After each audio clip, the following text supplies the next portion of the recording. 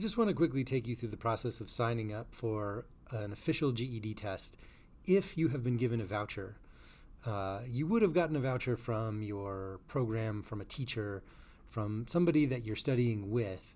If you're doing this on your own, you won't get a voucher. You'll have to do this differently, and I'll have a short video that explains how to do that.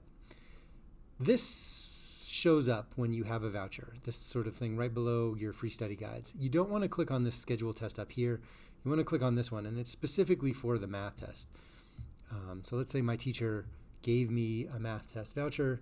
I just pick the language I'm most comfortable in, which is not Spanish, and then I pick the math test, which is what the voucher is for. If I pick something else, it won't cover it.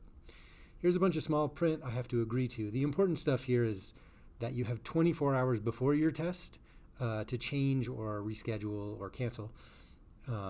And once you're within 24 hours, they won't let you change. That's not true if you do it online, the online version, but that's a different video.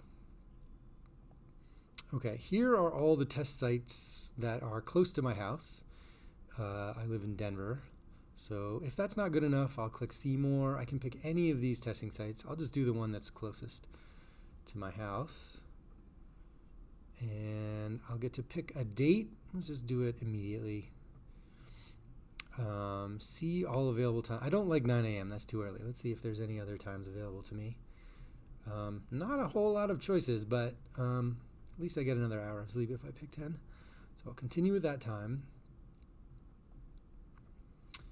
And this all looks good. It's got the information I need. It's in English. It tells me how long the test is.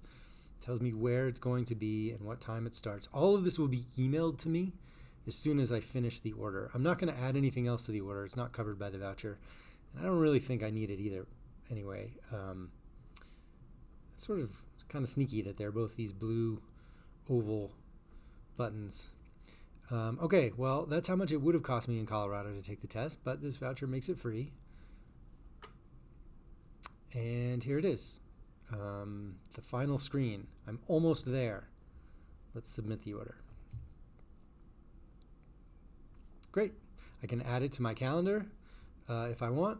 What it'll look like when I have scheduled is, I can be texted. No, I'll trust myself to remember.